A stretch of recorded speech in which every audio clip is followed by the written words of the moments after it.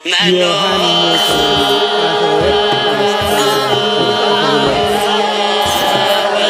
ክፍል ግንቦት 12 የቅዱስ ዮሐንስ አፈወርቅ የሁለተኛው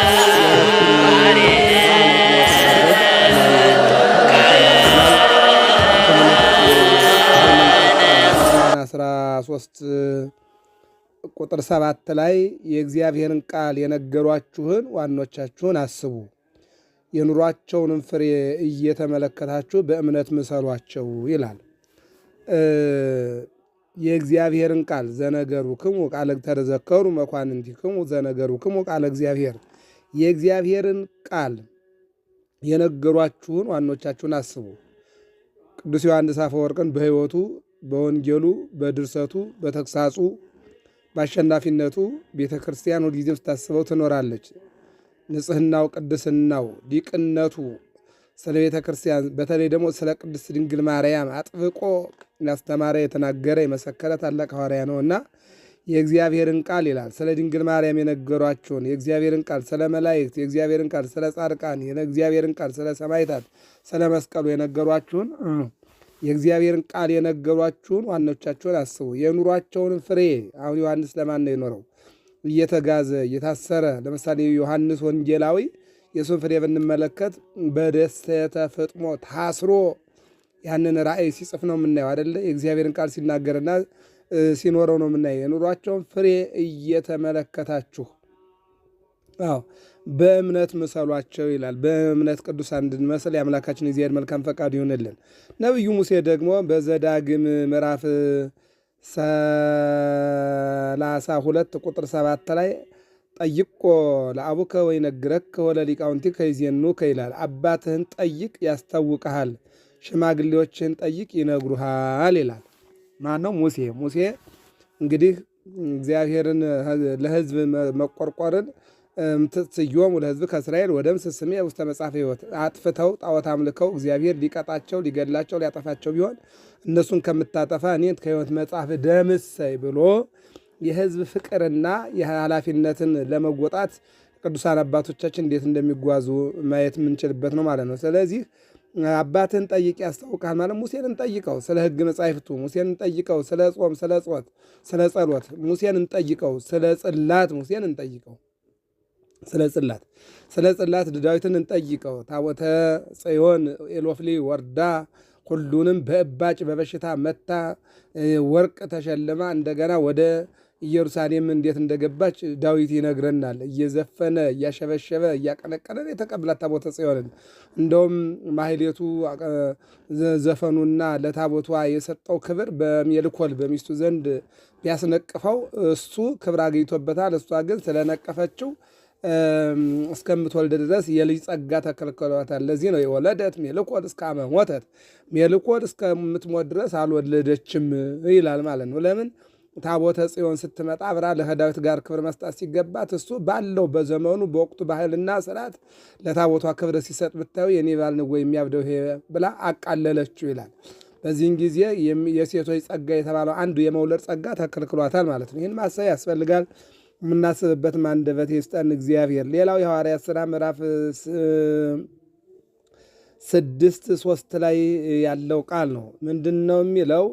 የእግዚአብሔርን ቃል ትተን ማዕድን እናገለግል ዘንድ የሚገባ ነገር አይደለም አሉ ሐዋርያት። የእግዚአብሔርን ቃል ትተን ማዕድን እናገለግል ዘንድ የሚገባን ነገር አይደለም። አባቶቻችን ስንጠይቅ ቅዱሳንን ስንጠይቅ ይህን ነው የምናገኘው ማለት ነው። የሐዋርያት ሥራ ምዕራፍ 8 ቁጥር 31 ላይ ኢትዮጵያዊ ጃንደረባ ባኮስ ማለት ነው መርከብ ላይ ገብቶ እየተጓዘ ባለበት ሰዓት ላይ መጽሐፍ ቅዱስ ያነብ ነበረ። የትናንት የኢትዮጵያውያን ታሪክ ስናይ መጽሐፍ ቅዱስ ያነቡ ነበረ። እንኳንስ ዛሬ መምህር በሞላበት ዘመን መምህር በሌለበት ዘመን መጽሐፍ እያነበቡ ይጓዙ ነበረ። መንፈስ ቅዱስ ፊልጶስን ወደዚህ መርከብ ዘለ ግባ አለው ይላል። ዘሎ ሲገባ ኢትዮጵያዊ ባኮስ ጃንደረባ የኢትዮጵያ ጃንደረባ መጽሐፍ ቅዱስ ያነብ ነበረ። የሚያነበውም ትንቢተ ኢሳይያስ ምዕራፍ 53 ላይ እንደ በጎች በሸላቹ ፊት ዝም እንደሚል ስለኛ ተሰቃየ፣ ምንም አልበደለም፣ ነገር ግን የሰዎችን ኃጢአት ተሸከመ፣ ስለኛ ደቀቀ፣ ቆሰለ፣ ደማ፣ ተጎዳ እያለ የሚለውን ቃለ እግዚአብሔር ያነብ ነበር። የምታነበውን ታስተውለዋለህን አለው። ያላስተማሪ እንዴት አውቀዋለሁ ካላስረዳኝስ እንዴት እረዳለሁ ብሎ ለካም ያለ መምህር መማር አይቻልም፣ ያላስተማሪ ማወቅ አይቻልም ማለት ነው። እና የኢትዮጵያን የትናንት ታሪክ ስንመለከት አስተማሪዎች ያስፈልጋሉ፣ መምህራን ያስፈልጋሉ። እንደነማን ያሉ እንደነ ዮሐንስ አፈወርቅ ያሉ መምህራን ለዚህ ትውልድ ያስፈልጋሉ። እውነትን የሚናገሩ እውነትን የሚመሰክሩ አውግዘው የሚለዩ። ዮሐንስ አፈወርቅ እኮ እምቢ ብትለው እያወገዘ ለዩታል እኮ። ስለዚህ መጀመሪያ መጥፎ ሕሊናን የሚያወግዙ፣ ጣዖትን የሚያወግዙ፣ ዘረኝነትን፣ ጎጠኝነትን፣ ሐሜትን፣ መገፋፋትን፣ መገዳደልን የሚያወግዙ አባቶች መምህራን ያስፈልጋሉ። ለዚህ ነው ገሰጻቸውን በፊታቸው ስላደረጋቸው ድንቆች ተአምራት ወደ ቀናች ሃይማኖት አስገባቸው ይላል። እየገሰጹ ወደ ቀናች ሃይማኖት ወደ ኦርቶዶክስ ማስገባት እንዲቻል እንዲህ አይነት መምህራን ያስፈልጋሉ። ገሰጻቸው፣ አስተማራቸው፣ የክርስቶስን ውለታ አምላክነቱን የመጣበትን ዓላማ ነገራቸው። እየገሰጻቸው እያመኑ ተጠመቁ ይላል። የሮሜ ንጉሥ አኖሬዎስና ሊቀ ጳጳሳቱ ዮናክኒዶስ ስለ ቅዱስ ዮሐንስ ስደት በሰሙ ጊዜ እጅግ አዘኑ ይላል። ተሰደደ፣ አሳደደችው ንግሥቷ ማለት ነው። እሱ ግን አውግዟት ነው የተሰደደው። ዝም አለ፣ እምቢ አለችው፣ አልመለስ አለ። አልመለስ ስትል ምን አደረጋት? አወገዛት። እሷ ደግሞ አሳደደችው ማለት ነው። ይሄ ነው አሁንም ዛሬ እውነት የሚናገር ይሰደዳል፣ እውነት የሚያስተምር ይሰደዳል። ነገር ግን አድርባዩ ግን ይኖራል ማለት ነው። በንጉሥ አርቃዴዎስ ላይም በመቆጣት እንዲህ የሚል ደብዳቤ ጽፈው ላኩ። ከዚህ ከክፉ ሥራ ተጠበቅ፣ ትእዛዛችንንም ተቀብለህ የከበረ ዮሐንስን ከስደቱ ካልመለስከው በአንተና በእኛ መካከል ሰላም አይኖርም። አዎ በአንድ በኩል አሳዳጅ ቢገኝ በአንድ በኩል ቢመጣ፣ በአንድ በኩል ደግሞ አዛኞችና አማኞች አሉ። ዮሐንስን ከስደቱ ካልመለስከው በአንተና በእኛ መካከል ሰላም መቼም አይኖርም። እውነት የሚናገር እውነት የሚያስተምር ሃይማኖት የሚያሳውቅና ትእዛዝ እንድናከብር የሚያደርግ ሕግን እንድንጠብቅ የሚያደርገውን አባት መምህርን አባሮ አሳዶ መኖር አይቻልም። መልእክታቸውንም በአነበበ ጊዜ እጅግ አዘነ ይላል። ሚስቱንም አግዶ ልኮ ቅዱስ ዮሐንስን ከስደቱ መለሰው ይላል። በተመለሰ ጊዜም የቁስጥንጥንያ ሰዎች በመመለሱ ታላቅ ደስታ አደረጉ። ከጥቂት ቀኖች በኋላም ንግሥቲቱ ወደ ክፋቷ ተመልሳ ሁለተኛ ወደ አጥራክያ ደሴት ሰደደችውና በዚያው አረፈ ይላል። የሚገርመው ነገር ድመት መንኩሳ አመሏን አትረሳ የሚባል ነገር አለ። ዝሙት ያለበት ስለ ዝሙት፣ ሙስና ያለበት ስለ ሙስና፣ ተንኮል ያለበት ስለ ተንኮል አስቸጋሪ ነው። ሰው በጸበል ካልወጣ እንዲህ አይነት መንፈስ በጣም አስቸጋሪ ነው። መጀመሪያ ተመለስኩኛል የቀጠለችና እዚያ በኋላ ግን አሳደደችው፣ ወደ አጥራክያ ደሴት ሰደደችውና በዚያው ግንቦት 12 ቀን አረፈ ነው የሚለውን የዮሐንስ አፈወርቅ የሊቁ በረከቱ እንዲደርሰን መልካም ፈቃዱ ይሁንልን። ንጉሥ አኖሬዎስና ሊቀ ጳጳሳት ዮናኪክኒዶስም በሰሙ ጊዜ መላእክትን በሰሙ ጊዜ መልእክትን ላኩ። ሊቀ ጳጳሳቱም የከበረ ዮሐንስን ከስደቱ እስክትመልሰው ድረስ ስጋውና ደሙን እንዳትቀበል አውዶክስያን አወገዛት። ለሁለተኛ ጊዜ ተወገዘች ማለት ነው። መጀመሪያ በራሱን አወገዛት፣ ቀጥሎ ደግሞ አሁን ደግሞ ሊቀ ጳጳሱ አወገዛት። ከዚያም በኋላ የከበረ ዮሐንስን ይመልሱት ዘንድ ንጉሥ ላከ፣ ግን ሞቶ አገኙት ይላል። ከዚህ በኋላ የከበረ ዮሐንስን ይመልሱት ዘንድ ንጉሥ ላከ፣ ግን ሞቶ አገኙት። ስጋውንም ተሸክመው ወደ ቁስጥንጥንያ ከተማ አደረሱት።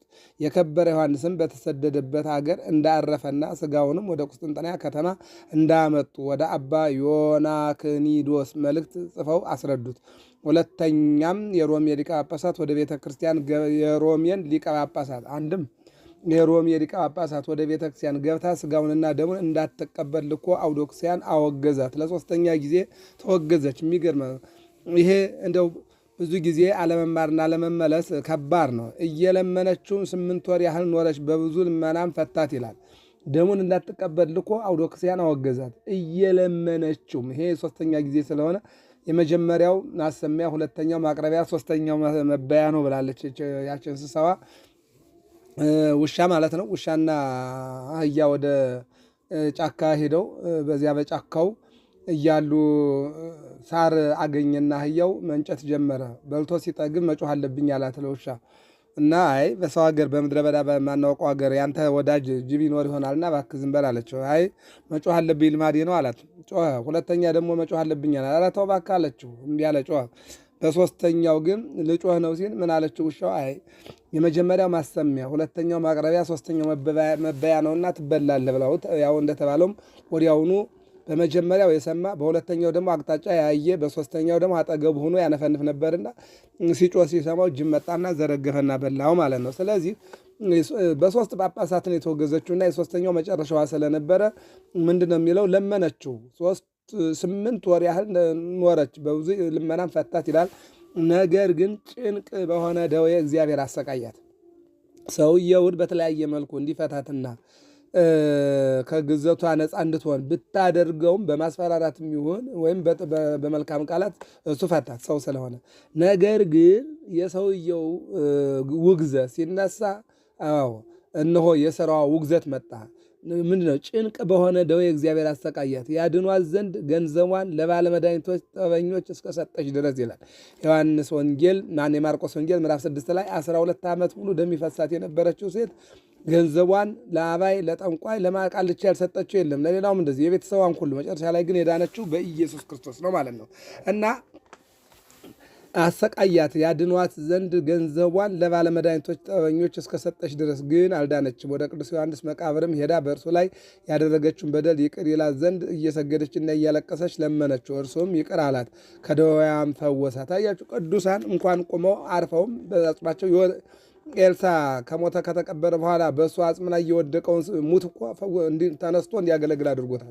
ይህችንም ሴት ደግሞ ዮሐንስ አፈወርቅ በተኛበት ባንቀላፋበት በተቀበረበት ሄዳ ስትንከባለል ፈወሳት የሚለው ጌታችንም ከስጋው ታላላቅ ድንቆች ታምራቶችን ገለጠ ይላል። ስለ እርሱም እንዲህ ተባለ። በአንዲት ዕለትም ከንጉሥ አርቃዴዎስ ጋር ተቀምጦ ሳለ ንጉሡ እንዲህ አለ፣ አባቴ ሆይ ስለ አንድ ቃል እንድታስረዳኝ እለምንሃለሁ። ይህም ቃል ከብዙ ጊዜ ጀምሮ በልቤ ውስጥ ይመላለሳል። ወንጌላዊ ማቴዎስ ቅድስት ድንግል እመቤታችን ማርያምን የበኩር ልጇን እስከወለደች ድረስ ዮሴፍ አላወቃትም ስለምን አለ። ወንዶች ሴቶችን እንደሚያውቋቸው ዮሴፍን አወቃትን አለው። የከበረ ዮሐንስም ንጉሥ ሆይ እንዲህ አትበል፣ እንዲህ አንተ እንደምትለው አይደለም። የከበረች ድንግል እመቤታችንስ የክብር ባለቤት ጌታችን ኢየሱስ ክርስቶስ በሆዷ ውስጥ በነበረ ጊዜ የእርሱ ኅብረ መልክ በሚለዋወጥ ጊዜ ከእርሱ ጋር መልኳ ይለዋወጥ ነበረ። በንጹሕ ብርሌ ውስጥ ውሃ በጨመሩ ጊዜ ውሃ መስሎ እንደሚታይ፣ ወይን ጠጅም ቢጨምሩ ወይኑን መስሎ እንደሚታይ፣ ወይም ከውስጡ በተጨመረ ጊዜ ቀይም ቢሆን ቀልቶ እንደሚታይ፣ ቅጠልያም ቢገባበት ቅጠልያ መስሎ እንደሚታይ፣ ድንግልም በሆዷ ውስጥ የልጇ መልክ በሚለዋወጥ ጊዜ ከእርሱ ጋር መልኳ ይለዋወጥ ነበረ ይላል። እንደ ሮማን አበባ የምትቀላበት ጊዜ አለ። እንደ ናርዶስም የምታጭበረብርበት የምታብለጨልጭበት እንደ ናርዶስም የምታብለጨልጭበት ጊዜ አለ። የለመለመ ቅጠል የምትመስልበት ጊዜ አለ። ከወለደች በኋላ ግን አልተለወጠችምና ዮሴፍ በአንድ በቀድሞ ኅብረ መልኳ ተወስናለች። መልኳን ተረዳት ማለት ነው አለው። በዚያን ጊዜ በንጉሡ አዳራሽ ውስጥ ከወርቅ የተሰራ የእመቤታችን አምላክን የወለደች የድንግል ማርያም ስዕል ነበረችና አፈወርቅ ዮሐንስ ልሳነ ወርቅ ዮሐንስ አፈ በረከት ዮሐንስ መልካም ተናገርክ የሚል ቃል ከእርሷ ወጣ። ንጉሡና ከእርሱ ጋር ያሉ በሰሙ ጊዜ እጅግ አደነቁ፣ እግዚአብሔርን አመሰገኑት። በዚያን ጊዜም ንጉሥ አዞ ወርቅ ሰሪ አስመጥቶ ለከበረ ዮሐንስ የወርቅ ልሳን አሰርቶ ለሚያየው ሁሉ መታሰቢያ ምልክት ሊሆን አምላክን ከወለደች ከእመቤታችን ከድንግል ማርያም ስዕል ዘንድ ሰቀለው ይላል። ንጉሡ ከእርሱ ጋር ያሉት በሰሙ ጊዜ ንጉሡና ከእርሱ ጋር ያሉት በሰሙ ጊዜ እጅግ አደነቁ ይላል።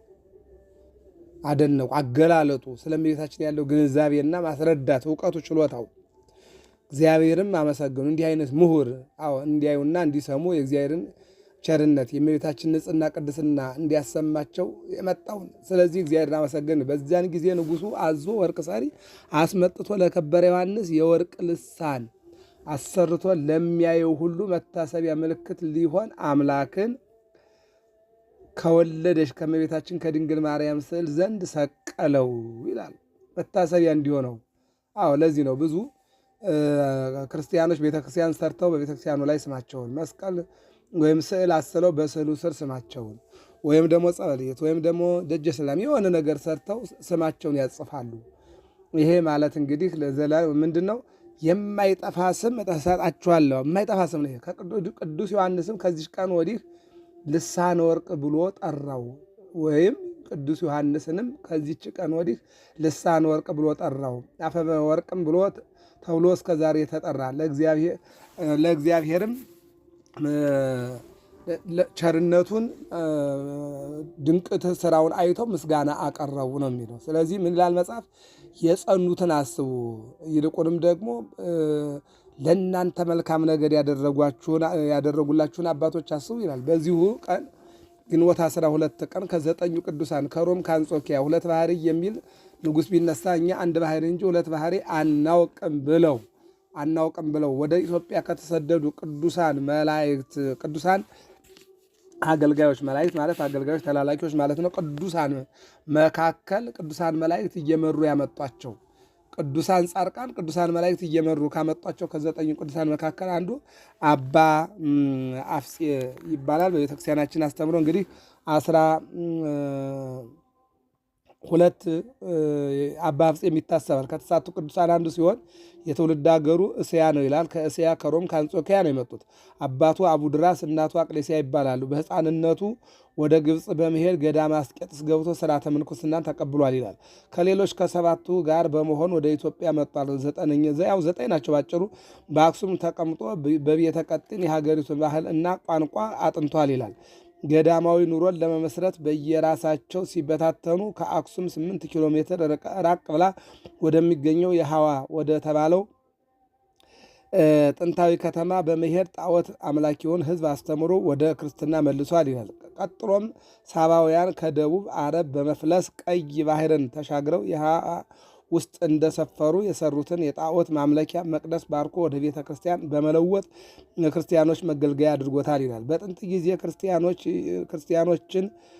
ክርስቲያኖች ይገለገሉባቸው የነበሩ መስቀሎች፣ ቃጭሎች፣ ደወሎች የሐ ውስጥ በምርምር ላይ በተሰማሩ አርኪኦሎጂስቶች በመገኘታቸው በቦታቸው ከብዙ ዘመናት በፊት ክርስትና መሰበኩ ተረጋግጧል። ከዚህ በኋላ በጾም በጸሎት ተወስኖ ከኖረ በኋላ ዕድሜ ጠግቦ በአፄ ገብረ መስቀል ዘመነ መንግስት ግንቦት 12 ቀን አርፎ በዛው በየሃ ገዳም ተቀብሯል። የዕረፍቱ መታሰቢያ ግንቦት 12 ነው ይላል። አባ አፍጼ ከእስያ ወደ ኢትዮጵያ መምጣቱ፣ ወንጌልን መስበኩ፣ ገዳምን መመስረቱ፣ በጾም በጸሎት ተወስኖ መኖሩና እግዚአብሔርን ማክበሩ ይሄ ይነገርለታልና ስለዚህ ምንድነው የሚለው መጽሐፍ? የጸኑትን አስቧቸው ነው የሚለው። ሰላም ለዮሐንስ እንተ አብደረ ስደተ ሚሳተፍ በግፍ መፍቀሪተ ንዋይ ንግሥተ እምናፉ ዘወፃ ሰሚዮ ግዘተ እንበለ ይርግ ላይለ ወእንበለ ይረር ታይተ ይላል።